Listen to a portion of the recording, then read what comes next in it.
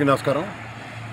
సింగ్ నగర్ జంక్షన్లో ఇవాళ జగన్మోహన్ రెడ్డి గారి మీద దాడి జరగడం తెలిసి చేశారా, తెలివి తక్కువతనంతో చేశారా, బుర్ర తక్కువతనం చేశారా మీ విజ్ఞాతకో తెలియాలి.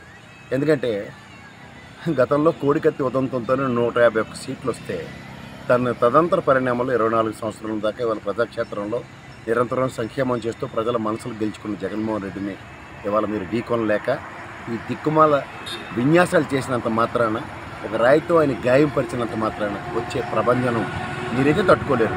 ఎందుకంటే మీ చేతకంతనం ఆల్రెడీ 2019లోనే 151 స్థానాలు జగన్మోహన్ రెడ్డి గారికి సమర్పించుకున్నప్పుడే మీ యొక్క నిస్సహాయ స్థితి, ప్రజాస్వామ్యంలో మీ కపటం లేకుండా పనిచేయడంలో మీ నిస్వార్థత ప్రజలకి బ్రహ్మాండంగా తెలిసింది.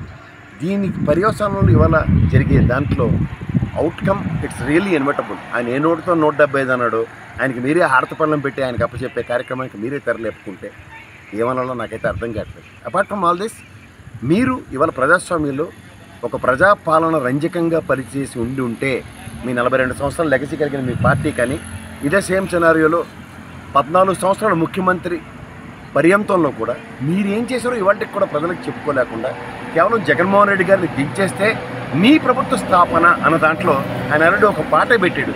ఏది, జనులు హృదయాలు గ్రహించుకుంటే నేను ప్రభుత్వంలో అధికారంలో సాగలను, నాకు మీరే ముఖ్యం అన్న కుదంతంతో ఆయన పాట పాడుతుంటే కూడా దాని అర్థం పరమార్థం కూడా తెలియకుండా మీరు ఇవాళ చేస్తున్న ఒక వికృత రాజకీయ క్రీడకి మీ అంతటా మీరు తెరలేపుకుంటే దాని పర్యవసానాలు మీకు తెలిసి చేస్తున్నారో తెలియక చేస్తున్నారో నాకైతే అర్థం కావట్లేదు. ఎందుకంటే ఒక ట్రాప్లో పడి ఉన్నారు. దీని కాన్సిక్వెన్సెస్, దీని రిప్రికేషన్స్ మీరు రీడ్ చేసే స్థాయి మీకు ఆల్రెడీ పోయింది. ఇవాళ ఉన్న పరిస్థితుల్లో ఇవాళ ఆయన గాయం నిజంగా ప్రజల మనసులకు తగిలిన గాయంగా పరివర్తిస్తూ ఈ గాయం యొక్క పర్యవసానం 175కి ఎన్ని ఇస్తారో ఆలోచించుకోండి. కోడికత్తి ఉదంతంతో 151 ఇచ్చిన వాళ్ళు 175 ఇస్తారన్నా నేను ఆశ్చర్యపడను. ఒక మాట చెప్పగలను, ప్రజాస్వామ్యంలో మిమ్మల్ని మీరు పరిరక్షించుకునే కార్యక్రమంలో ఒక రాక్షస ఆనందం పొందడానికి మీరు చేస్తున్న వికృత రాజకీయాలకి ఇది చరమాంకం. ఎందుకంటే శాశ్వత ప్రయోజనాలు, దీర్ఘకాలిక ప్రయోజనాలు ఆలోచించే రాజకీయ పార్టీలను చూసాం.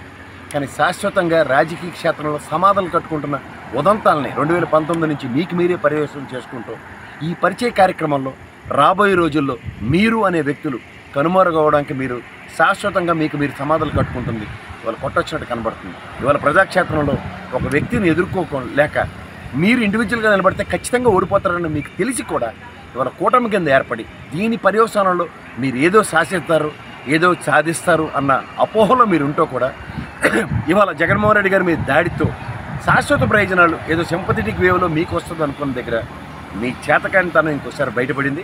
దీని పర్యవసానం మీరు అనే వ్యక్తులు చరిత్రలో గతంలో తెలుగుదేశం ఉండేదట, జనసేన పార్టీ 10 ఏళ్ళ ప్రస్థానంలో క్షేత్రస్థాయిలో పార్టీని కూడా నిర్మించుకోలేదట అన్న టాగుణితానికి పరిసమాప్తం అవుతారు. ఆల్రెడీ బీజేపీ పార్టీ లేడడానికి 0.84 ఇచ్చి ప్రభుత్వం మీద ప్రజలకు ఉన్న వ్యతిరేకతని దేశ స్థాయిలో ప్రదర్శించలేకపోయినా రాష్ట్ర స్థాయిలో 0.84 ఓటు వచ్చి 100 కన్నా తక్కువ ఓట్లతో వాళ్ళ జీవితం చర్మాంకం పాడిన తర్వాత కూడా మీ చేతకాంతనానికి వాళ్ళతో పొత్తులు పెట్టుకుని ఇవాళ ఎన్డీఏ కూటమి కింద మీరు వచ్చి ఏదో సాధిస్తారన్న దగ్గర మీ ఫ్రస్ట్రేషన్, ఈ ఫ్రస్ట్రేటివ్ పాలిటిక్స్లో మీ నిస్సహాయత, మీరు ఏమీ చేయలేరన్న విషయం ఇంకొకసారి ఈ రాళ్ల దాడితో తేటతెల్లమైంది.